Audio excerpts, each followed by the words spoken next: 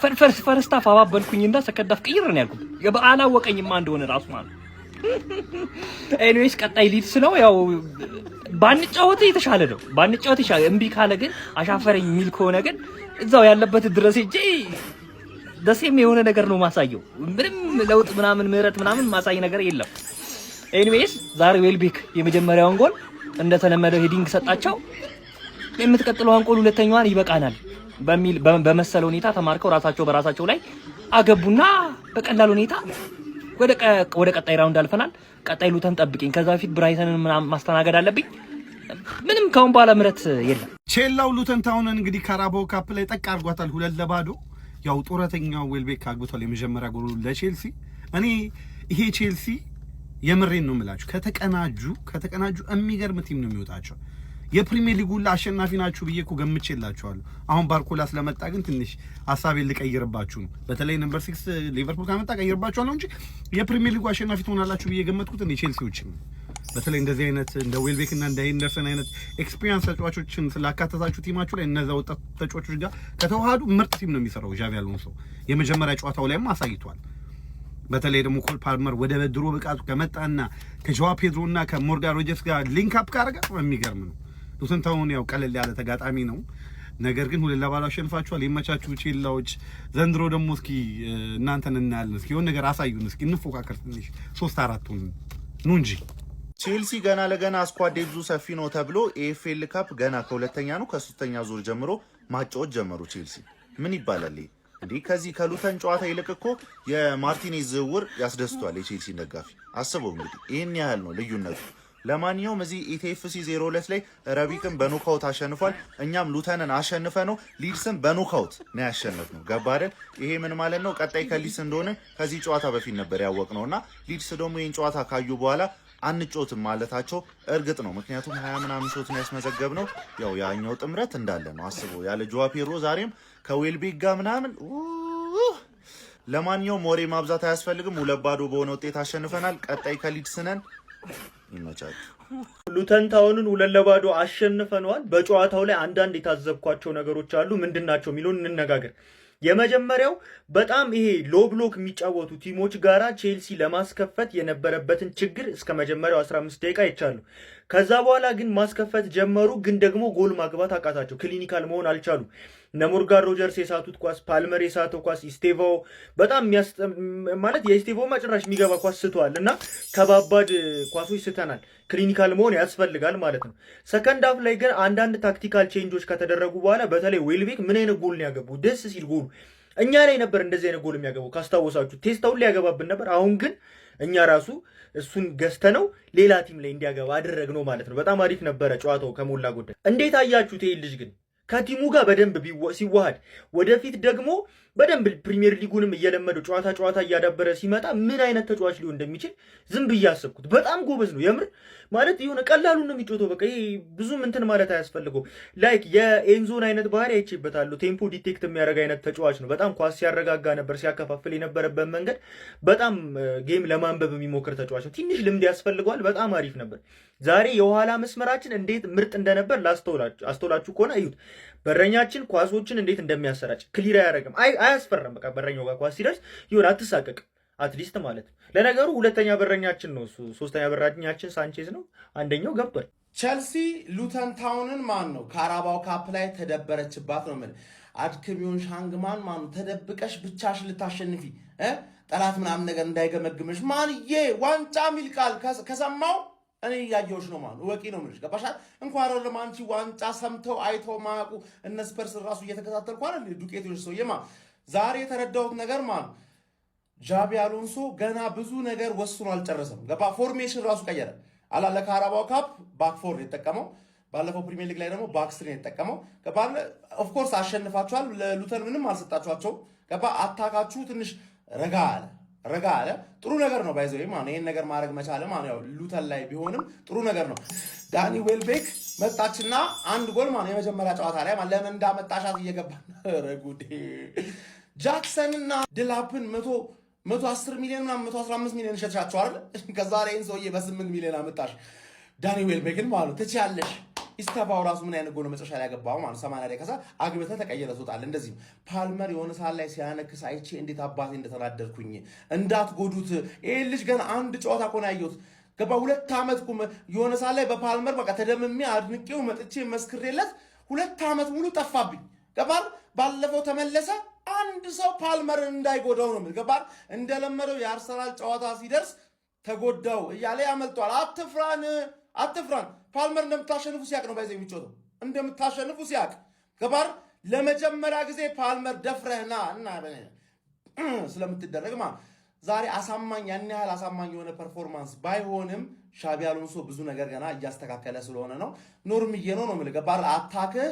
የሻቢ አሎንሶ ባክ 3 ሲሆን አታክ ዴንጀረስ ነው ግን እድል የበለጠ ሰጣለ ባክ 4 ሲሆን ደግሞ ሞር ስቴብል ነህ ግን እንደፈለከው እንደባለፈው እድል መፍጠር አልቻልክማ እነዚህ ነገሮች ፊገር አውት እስኪያደርግ ድረስ ባይዘይ ማኑ ዝም ብለህ ፕሪሚየር ሊጉን ወክ መታረግ እንዳይመስል አባቴ ወክ መታረግ እንዳይመስልህ እኔን ከማግኘት በፊት ዊክ 2 ላይ ብራይተንን ታገኛለህ እስቲ እዛ ጋር ምሳሌውን አሳየን አሸንፈናል አባቴ ዛሬ ደግሞ ተረኛው ሉተን ታውን ነበረች እንግዲህ 2-2 ጥጓና ይዘናታል ማለት ነው እንግዲህ ዳኒ ዌልቤክ የመጀመሪያ ጎሉን አስቆጥሯል ማለት ነው ዛሬ ሲጀመር ቀኑ የተለየ ቀን ነው ማርቲኔዝ ወደ ቼልሲ ሪጎ ሉተን ታውንን ደግሞ 2-2 ማለት ነው አንዱ ነው ጎል ነው ያስገባ ነው ባይዘዌ ለማንኛቸውም ዛሬ ቀኑ የተለየ ነው ለቼልሲ ደጋፊዎች ኮፒ ሊንክ ሪፖስት ማድረግ እንዳይረሳ ይመቻቹ ጋይስ አሰልጣኝ ዣቪ አሎንሶና ቼልሲ ቀልዳና ቅም እያሉ ይገኛሉ ዛሬ ደግሞ በካራባኦ ካፕ ሉተን ታውንን ገጥሞ 2-0 ማሸነፍ ችሏል ዳኒ ዌልቤክ የመጀመሪያ ጎሉን ለቼልሲዎች አስቆጥሯል በርከት ያሉ የሁለተኛ ተጫዋቾቻቸውን ይዘው ነበር የገቡት ጨዋታውን አልተከታተልኩትም እውነት ለመናገር ኢቲኤፍሲ ዛሬ ሙሉ ትኩረታችንን ወስዶታል ያብዛኞቻችንን ስለ ጨዋታው ብዙ አልላችሁም በቀጣይ ሶስተኛ ራውንድ እንግዲህ ሊድስ ዩናይትድን በስታንፎርድ ብሪጅ የሚገጥም ይሆናል የዣቪ አሎንሶ ቡድን እንግዲህ ግስጋሴውን በካራባኦ ካፑም አሳምሯል የቼልሲን ድል እንዴት አገኛችሁት ሐሳብ አስተያየታችሁን ኮሜንት ሴክሽን ላይ አጋሩኝ ሜዳ ስፖርትን ፎሎ ማድረግ እንዳትረሱ ሉተንን በቀላሉ 2-2 ጠቅ አድርገናት ወደ ቀጣዩ ዙር አልፈናል ከሊድስ ጋር ነው ትላንትና እጣ መውጣቱ ይታወቃል ከሊድስ ጋር ነው ቸልሲ ሶስተኛ ዙር ጨዋታውን የሚያደርገው እሱ ታውቋል አሁን ግን ዊልቤክ እድሜው ምናም ሲተች ነበረ ግማሹን ቀንሷል አሁን ከትችት ነፃ ሆኗል ዛሬ መጀመሪያውን ጎል ያስቆጠረው ዌልቤክ ነው ዛሬ መልቀም ያስተላለፉ ገብቷል ጎል አስቆጥሯል አንድ ሁለተኛ በዚህ ጨዋታ ላይ ምን ታዘብኩ ይመስላችሁ ኤስቴቫኦ የፓልመር የሮጀርስ እና የፔድሮ ጥምረት ምናልባት ባሎንሶ ስር እሱ ብዙ የመጫወቻ ሰዓት የማግኘት እድሉ ጠባብ የሆነ ያህል የተሰማው አይነት ስሜት ያለው ተጫዋች ነው ዛሬ ሜዳ ውስጥ ያየው በጣም ግለኝነት ያበዛ ነበር የቡድን ስራ ላይ በጣም ቀንሶ ነበር በቃ ኤስቴቫኦን አይመስልም ነበር እውነት ለመናገር ስለዚህ አሁን እነዚህ የሶስቱ ኮምቢኔሽን ያስፈራው ነው የሚመስለው የፈራ ዛሬ አሎንሶን በተለየ ለማሳመን እየጣረ የነበረ ተጫዋች ነበር የሚመስለው ከዛ በተረፈ ጥሩ እንቅስቃሴ ማድረግ ችሏል ጎሉ እንደ እንቅስቃሴያቸው ጎሉ በጣም ጠባብ ነው ተቀይሮ የገቡ ተጫዋቾችም ነበሩ ሁለተኛው ቡድናችንን ዛሬ በመጠኑም ቢሆን አይተናል ከዝውውሩ መለስ ስንል ካራባኦ ካፕም ወደ ቀጣዩ ዙር ማለፍ ችሏል ይመቻቹ ሰማይ ቤተሰቦች የስ ኤክስፔክት ያደረኩትን ጨዋታ ነው እውነቱን ለመናገር በጣም ብዙ ሙከራዎችን ሞክረናል መልቲፕል ታይምስ ነው አንግል የገጨብን ግን ዛሬ እንደ ባለፈው ኢፌክቲቭ መሆን አልቻለም እድልም ደግሞ በእኛ ሳይድ አልነበረችም ለማንኛውም 2-2 ሉተን ታውንን አሸንፈን ወደ ቀጣዩ ዙር አልፈን ከሊድስ ዩናይትድ ጋር በስታንፎርድ ብሪጅ የምንጫወት ይሆናል ማለት ነው ከሊድስ ጋር በጣም ከባድ ጨዋታ ነው የሚጠብቀን ባለፈው አመትም እንዴት በእነ ኤንዞ ፈርናንዴስ ስራ እንደተረፍን ታስታውሳላችሁ ለማንኛውም 2-2 አሸንፈናል እስኪ ስለ ጨዋታው ነው ጨዋታው ላይ ማይክ ፔንደርስ ምንም ተፈትኗል ማለት አይቻልም ምንም አልተፈተንም ስፔሻሊ ደግሞ ሰከንድ ሃፍ ላይ ምንም የተፈተነው ነገር የለም ባክፎራችንም ይሄን ያህል በቃ ተጨንቆ ነበር ወደም የሆነ ጀጅ ለማድረግ በቂ ራሱ አልነበረም ሻቫሪያ በጣም ምርጥ የማይባልም ዝም ብሎ የማይባልም በቃ ዲሰንት የሆነ ፐርፎርማንስ ነበረው ላኳ he was good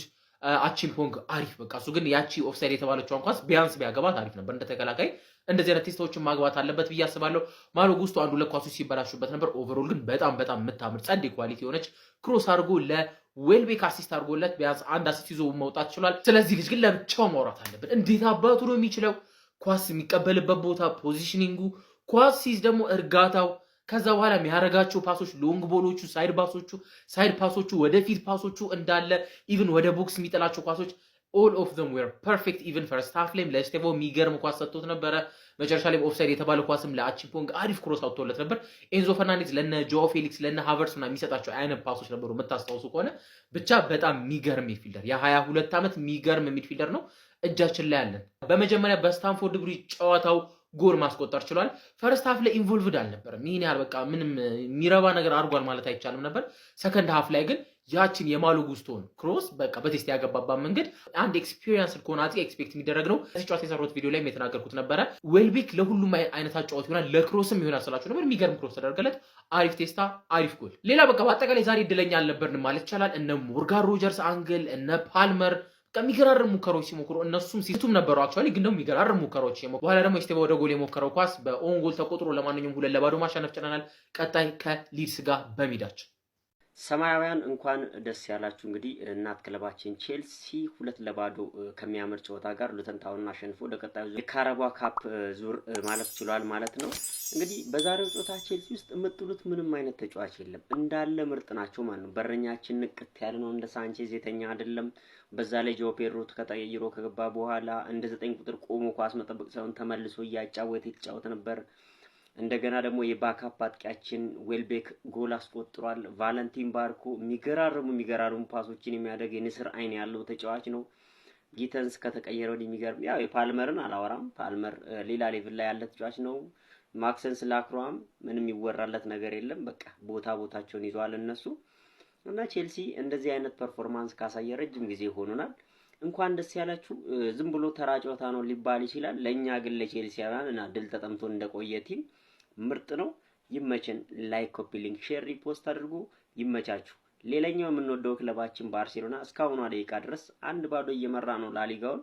እሱም እንደሚያሸንፍ ተስፋ አለን። አይተን ከውጤት በኋላ እንገናኛለን። ሀሳብ አስተያየታችሁን ኮመንት ላይ ጻፉ። ፎሎ አድርጉኝ። ይመቻችሁ።